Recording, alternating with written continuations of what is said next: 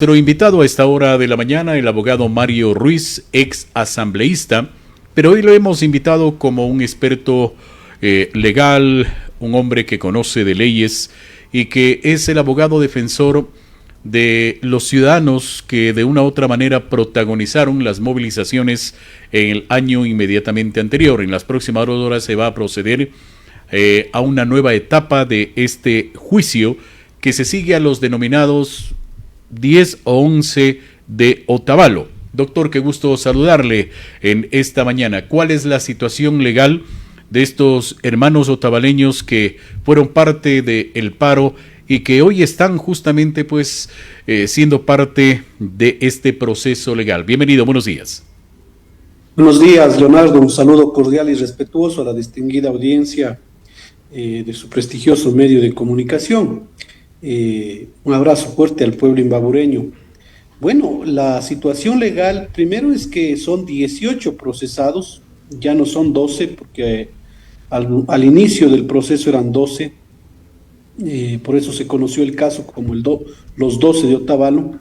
Fueron 12 personas que fueron detenidas y quienes fueron puestas a órdenes, de la SNAI con una orden de prisión preventiva dictada por un juez de la Unidad Judicial de Delincuencia Organizada, por una jueza de la Unidad Judicial de Delincuencia Organizada de la ciudad de Quito, porque este caso inició como un proceso por terrorismo,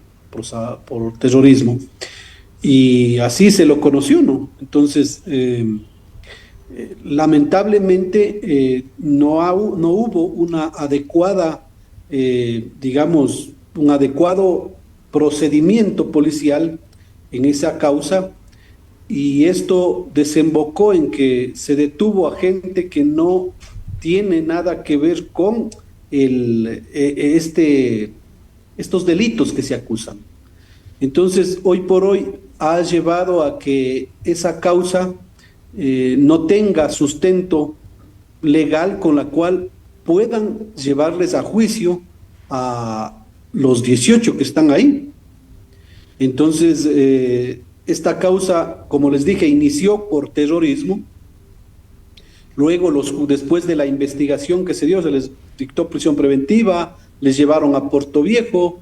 Hubo un tuit por parte del presidente de la República diciendo que ellos, y por el Ministerio del Interior, que ellos eran vinculados o que eran vinculados al Tren de Aragua y a la delincuencia organizada internacional. Eso nunca se justificó. Se dijo que ellos estaban haciendo posiblemente operaciones delictivas desde la cárcel de Ibarra, por eso se les trasladaba a Puerto Viejo. Se presentó habeas corpus y en estos habeas corpus pedimos que se justifique por parte de SNAI. Esa aseveración nunca se justificó, por eso se ganó ese habeas corpus, retornaron a Ibarra. Luego se apeló las prisiones preventivas y también se solicitó que se justifique por parte de la Fiscalía que ellos son personas que no van a enfrentar el juicio y que se van a correr para dejarles con prisión preventiva. No pudo justificar la Fiscalía eso y por eso les dieron la libertad y están defendiéndose actualmente en libertad y no se han corrido, como decía la Fiscalía, siguen enfrentando el juicio. Luego de eso terminó la instrucción fiscal, los 30 días que dura la instrucción fiscal. El fiscal de delincuencia organizada dijo que ya no era terrorismo, que solo era el delito de ataque o resistencia, que está sancionado con mucho menos de lo que está sancionado con el terrorismo, y se lavó las manos y le pasó a los fiscales de Otavalo y a los jueces de Otavalo. Lo que debió haber iniciado así en Otavalo, no debió haber pasado a delincuencia organizada. Pero bueno, pasó acá a Otavalo. En Otavalo no quiso hacerse cargo ningún fiscal de esta causa. Un fiscal se excusó porque no era competencia de él. Una fiscal se excusó porque supuestamente tenía alguna relación comercial con un abogado. Y así ningún fiscal quiso hacerse cargo. Cuando ya hubo una disposición de Fiscalía Provincial de que se haga cargo el fiscal Efrén Romero, el doctor Efrén Romero, dicta o emite un dictamen abstentivo para todos. Es decir, él dice, para mí no hay elementos con los cuales yo pueda acusarles a estas personas. Entonces, obviamente este dictamen es puesto en conocimiento de las partes. Los abogados de la policía presentan una oposición a este dictamen y el dictamen pasa a conocer el fiscal provincial. Aquí, la fiscal provincial de aquí de Imbabura tampoco se hace cargo, se excusa, dice que yo no puedo conocer esta causa por algunas razones y motivos, y le pasan a una fiscal provincial encargada del Carchi. Y esta señora fiscal encargada del Carchi es la que revoca el dictamen abstentivo del doctor Refrén Romero y dice que se debe llamarles a juicio a todos. Entonces, como hay esta revocatoria por parte de la fiscal provincial del Carchi, el día viernes, este viernes, a las 9 de la mañana nos vamos a instalar en audiencia de evaluatoria y preparatoria de juicio, donde el fiscal tendrá que presentarle al juez qué elementos de convicción tiene para solicitar que se llame a juicio a los 18. Individualmente tiene que presentar a tal, al fulano de tal, esto, al otro, esto, o sea, tiene que individualizar qué elementos de prueba le hacen presumir a la Fiscalía que son los responsables de este delito de ataque o resistencia. Doctor, con lo que... tendrá que decidir. Sí, Perdón. doctor, con lo que se ha dado en estos meses, ¿considera usted que la justicia está manejada o está siendo utilizada por parte de, no sé, el gobierno, sectores políticos o interesados en perjudicar a estos 18, como se les ha denominado, de Otavalo? No toda la justicia. No toda la justicia. Yo creo que la fiscalía y no todos los fiscales. Aquí los fiscales de Otavalo y de Imbabura, ninguno quiso hacerse. Ninguno. Saben perfectamente ellos que ese proceso es completamente insuficiente para poderles llevar a juicio. Ellos lo saben. Por eso es que no querían hacerse cargo y por eso es que hubo un dictamen abstentivo ya por parte de uno de los fiscales de aquí de Imbabura. Pero la policía, el Ministerio del Interior tiene fuerza sobre otros fiscales y ahí está la decisión de la fiscal encargada provincial del Carchi que tuvieron que ir a buscarle para que revoque el dictamen. Entonces, yo considero y tengo fe en los jueces, en la mayoría de jueces que todavía quedan honestos y que saben y conocen de la ley.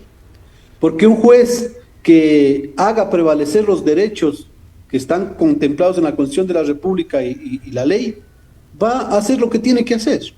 Va a dictar un auto de sobreseimiento, que es lo que el viernes debería proceder. El juez va a tomar el expediente y tomará una decisión. Si llama a juicio a todos, si llama a juicio a uno, a dos, o si dicta un auto de sobreseimiento para todos.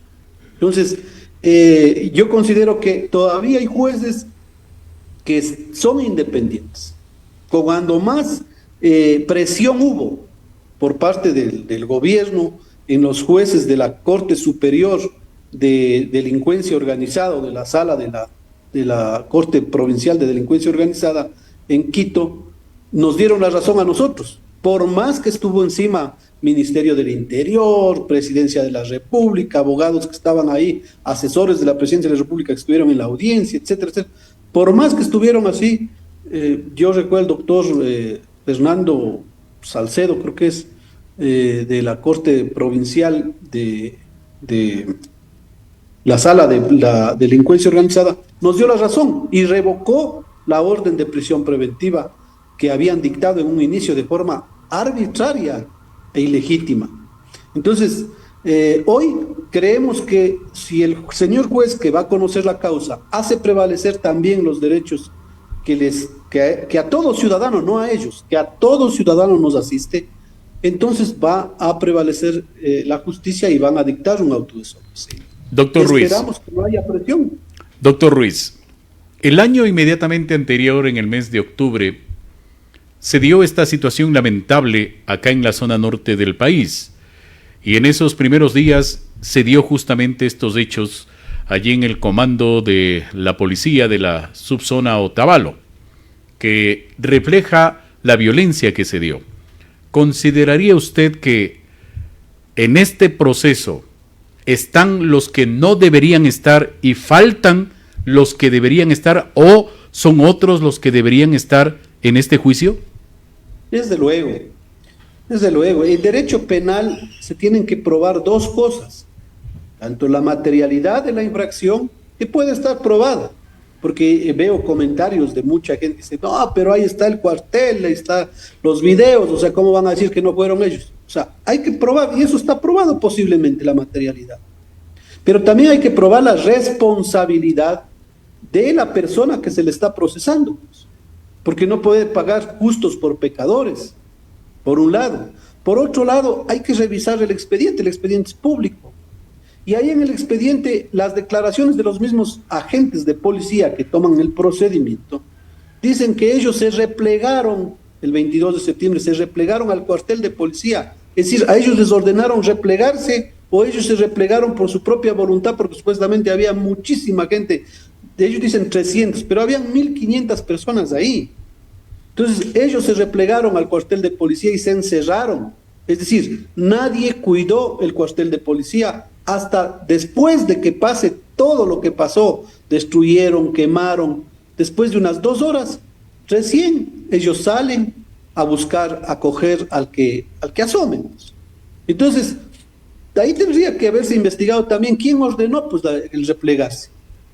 ¿Por qué se replegaron? Porque en realidad había una fuerza que diezmaba a la policía y había riesgo de la integridad de los agentes de policía, o les ordenaron adrede replegarse y no combatir a la gente que estaba ahí tratando de ingresar y forzar las cerraduras, las puertas. Entonces, eso por parte de la Fiscalía no hubo, no se investigó esa parte. Por otro lado, vea, este caso es uno de los emblemáticos, pero es la muestra, como dicen, para muestra un botón de lo que pasa en realidad en el país. Nadie habla de la falta de capacitación que tiene nuestra policía, nuestras Fuerzas Armadas. No hay cursos de derechos humanos, no hay cursos de uso progresivo de la fuerza, no hay cursos de nada para la tropa. Máximo por ahí uno que otro curso para los oficiales superiores, generales a coroneles. La tropa, que es la que toma procedimiento en este tipo de casos o en otros casos, no tiene nada de capacitación. Le hicieron el curso al inicio para hacerse policías y después ahí les dejaron votando. Entonces nuestros policías cometen muchos errores en el momento del procedimiento policial y con esos errores llevan a la audiencia de calificación de detención, de flagrancia. Entonces los jueces, ¿qué les queda hacer? Cumplir con lo que está establecido en la Constitución de la República y los pactos internacionales de derechos humanos. No hay un debido procedimiento, no hay derecho a la defensa, o algo se cometió un error, entonces en muchas ocasiones les dejan en libertad a gente que cometió delitos. En otras ocasiones cogen presos a gente que no son, y eso está pasando inclusive en tema de los toques de queda. Entonces, ¿por qué no se habla hoy por hoy? ¿Por qué no se dice de que eso está pasando también en el país? De que no hay capacitación, no tenemos una policía profesional. Entonces, hoy en este caso es igualito, vea, les detienen a ellos y dicen que han estado con escudos, con bazucas, con un montón de cosas que utilizaban para agredir a la policía. Pero en la cadena de custodia, que es en donde tiene que ingresar las cosas que supuestamente les encontraron, no hay un escudo, no hay una bazuca, no hay un objeto de los que los policías relatan. Ahora, pero entonces, estimado Mario, sí, yo comparto su criterio en el ámbito profesional, legal y hasta social, pero lastimosamente, si bien es cierto, no son pruebas confiables, hay videos donde se utilizó armas artesanales por parte de sectores indígenas o de sectores infiltrados que se dieron en esta mala situación que vivió la provincia de Imbabura. Pero yo comparto lo que usted acaba de señalar. Para ese es el profesionalismo de la policía y también de los militares que estuvieron allí. Pero hay una situación que preocupa. Tengo varios mensajes en la red social. Alguien hizo esto, pero alguien tiene que pagar también, porque no es permitido de que un comando de policía, la infraestructura, pérdidas económicas que se dieron, no haya y no exista responsables. Tal vez el sistema, la situación política que atraviesa el país, pero también hay corresponsabilidad en ciudadanos, ¿considera usted? Desde luego, y yo les voy a decir a la ciudadanía, nosotros fuimos los que pedimos el cotejamiento de imagen, de fisionomía, de las personas que ahora están procesadas con los videos que tiene la policía. A ver si los que están ahí son los que estaban con las bazucas, son los que estaban con agrediendo, etcétera, etcétera. Y resulta que de los informes periciales que salen de ese cotejamiento, sale que ninguno es de los que están siendo procesados, se le puede relacionar con las personas que están ahí. Entonces, ahí la conclusión es que efectivamente los policías les cogieron a los que no eran. ¿Por qué le cogen, por ejemplo, a este ciudadano que efectivamente es un venezolano, que vive ya años en Otavalo, no tiene antecedentes penales, es casado con una señora otavaleña, vive ahí, trabaja? ¿Por qué le cogieron al señor? O sea, ¿qué pasó? La policía, ¿por qué le cogió a él? Le sacó del lugar de donde estaba en los juegos mecánicos que él trabaja. Entonces, ¿por qué tenían que armar una línea discursiva, pues? El tren de Aragua. O sea, tenían que armar. ¿Por qué le cogen al otro ciudadano que tiene una discapacidad y que es de Manabí, que no tiene antecedentes penales? A este ciudadano le cogen porque tenían que relacionarle con alguien de Manabí, los lobos, los choneros, algo. Entonces, el problema aquí no es de que no se quiere que se responsabilice, pero que no paguen justos por pecadores. Ese es el tema. Yo tengo dos procesados que yo les voy a justificar en la audiencia, si es que llegamos a juzgamiento, que ellos no estuvieron ahí. El uno estuvo trabajando en una florícola, el caso del señor Lanchimba. Hay los ingresos, salida de la florícola, a la hora que entra, a la hora que sale, los compañeros de trabajo, el certificado de trabajo de la florícola, el certificado del IES. O sea, ¿cómo pudo entonces el señor estar en la florícola y también estar en el comando de policía? O sea, esas inconsistencias es las que a nosotros nos hacen dudar de ese procedimiento de la policía. Las mismas contradicciones de los policías que dicen, unos dicen estuvieron 300 personas, pero si estuvieron 300 personas, ¿por qué se corrieron al comando de policía? Otros dicen, no, estuvieron 1.500 personas, por eso tuvimos. Entonces, hay cosas en este proceso, no digo en este proceso, hay cosas que no están bien hechas por parte de la Policía Nacional. Hay mucho, Mario, hay mucho manoseo, si me permite el término, por parte de sectores políticos o del mismo gobierno para justificar la acción que se dio en Otavalo. Yo creo que de la policía. Yo creo que a estas alturas ya ni el gobierno quiere escuchar ese proceso. Le ha costado tanto al gobierno, discúlpeme si la muestra que pasó o lo que pasó en la consulta popular, no digo que todo sea por producto de este caso y producto del paro y de la movilización de Otavalo, pero parte de la debacle que tuvo en la consulta popular el gobierno nacional fue por esto, pues.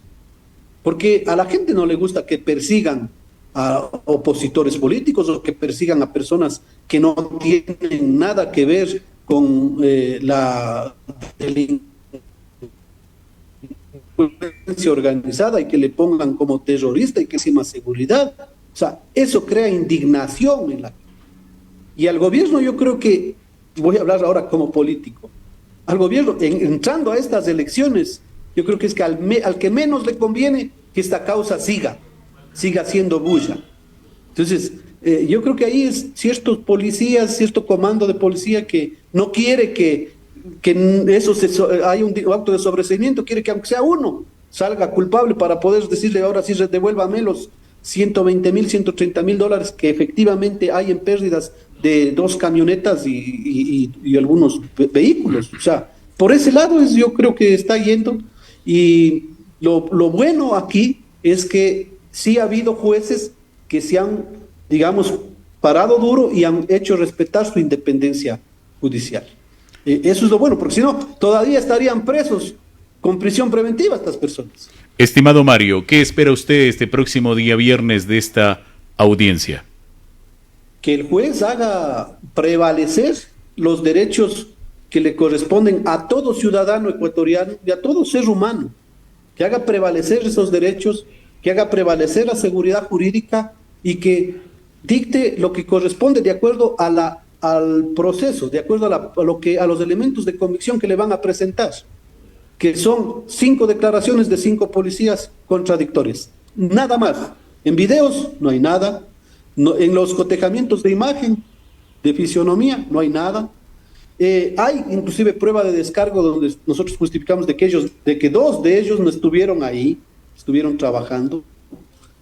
Entonces, que el juez haga lo que tiene que hacer conforme a su sana crítica, de acuerdo a la ley y de acuerdo a la unidad jurídica, que debe ser un derecho que no debe ser vulnerado ni violentado en un país democrático, en un Estado constitucional de derechos y justicia. Correcto. Permítame una última pregunta. En la red social me señalan aquello. Como ciudadano y como ex asambleísta, ¿cuál es su opinión de esa división que se dio luego de este paro y de las acciones de violencia entre mestizos e indígenas? Hay una fracturación marcada y eso ha perjudicado mucho a Otavalo hasta el momento. Yo creo que se tiene que volver a confiar entre nosotros. Otavalo es un pueblo intercultural. Así es. Y no todos los indígenas son malos, ni todos los mestizos somos malos, ni todos los montubios somos malos. Ahí en Otavalo está inclusive un gran conglomerado de pueblo montubio, de Inta. Está un pueblo afro, es un pueblo intercultural. Hay que recuperar esa confianza, y eso le corresponde a los mismos dirigentes de las organizaciones sociales, al pueblo quichua Otavalo, al Cabildo Quichua, a la FICI, a la Federación de Barrios, al Mercado 24 de Mayo, a la Unión de Taxistas. La semana pasada nosotros hicimos digamos, un enlace para que la Unión de Taxis de Otavalo con el pueblo quichua Otavalo puedan llegar a conversar con la finalidad de trabajar en la seguridad. Se sancione cierto acto que ha cometido un señor chofer de un taxi y que se trabaje en la seguridad. Si ahí es fácil unirnos, o sea, todos somos vecinos, todos somos hermanos prácticamente. Sí hay una división, pero cargar con eso, con ese resentimiento social del uno hacia el otro, no nos hace bien a nadie. Otavalo tiene que recuperar esa dignidad y esa capacidad de resiliente que siempre ha tenido y caminar hacia adelante. Los mindalaes, el turismo que tiene que haber en Otavalo tiene que volver, pero eso se tiene que hacer entre todos. O sea, no cada uno por su lado. El municipio por su lado, los indígenas por su lado, los taxistas por su lado, los transportistas urbanos de transporte urbano. No, hay que juntarse. No nos queda otra. O sea, Mario. O nos juntamos o desaparecemos. Estimado Mario, te pregunto como ex asambleísta y como representante de estos sectores, este próximo proceso eleccionario, sobre todo en Otavalo, va a ser muy sui generis por este tipo de circunstancias que se han dado. ¿Cómo garantizar en todo caso que quien gane, sea del sector indígena o sea del sector mestizo, tenga esa representatividad necesaria para desarrollarle al cantón que tanto necesita luego de este tipo de circunstancias, Mario? Esto de hablar del sector indígena y sector mestizo nos hace daño. Somos un Otavalo intercultural y consideramos que tenemos que otra vez juntar esos lazos. El candidata que gane las elecciones tiene que entender que no va a representar a un partido político, que no va a tener que cumplir con la agenda de un partido político. Tiene que ir a cumplir con la agenda de las comunidades rurales, del Cabildo Urbano, de la Federación de Barrios, del Mercado 24 de Mayo, de los transportistas. Con ellos son los que tienen que gobernar Otavalo, ellos tienen que recuperar la paz en Otavalo, reconciliarse en Otavalo y tienen que ayudar a ordenarle a Otavalo. Si queremos turismo tenemos que ordenar la ciudad. Así Y es. para ordenar la ciudad no podemos solo desde el municipio mandar policías municipales a garrotear a la gente. Los únicos que pueden ayudar a ordenar la ciudad son los mismos cabildos, las mismas comunidades, porque son gente de las comunidades las que están vendiendo probablemente en las calles y esto parece un mercado. Entonces, ellos nos pueden ayudar, pero si la alcaldía está arriba, las comunidades están acá abajo, los transportistas por otro lado, ¿cuándo nosotros vamos a ordenar la ciudad, vamos a limpiar la ciudad y vamos a lograr que el Otavalo vuelva a ser esa capital turística que siempre ha sido? Entonces yo considero que aquí el candidato o candidata que gane debe ser un candidato que represente a un frente ciudadano, que esté comprometido con la ciudadanía, no con su partido político, porque hay muchos que van, es que yo represento al partido de izquierda, de derecha, al rojo, al azul, y entonces yo me debo a ese proyecto político. Pero ese proyecto político de ese partido político cumple directrices del dueño de ese partido, pues, o de los dueños de ese partido. Entonces, ¿cómo puedo yo como alcalde ir a generar riqueza, a generar orden, a ayudar a la gente, a la mayoría de la gente, si voy a cumplir la agenda de un partido político? Entonces, yo creo que ahí la única solución es que vaya un candidato, una candidata que represente a un frente ciudadano que esté comprometido con las comunidades y con el sector mestizo, como dicen, bueno, con la gente mestiza, montuvia, que también habemos en Otavalo. Correcto, Mario, me quedo con lo último. Siempre es un gusto conversar y estaremos atentos a lo que pase este próximo día viernes. Muchas gracias. Muchas gracias a usted.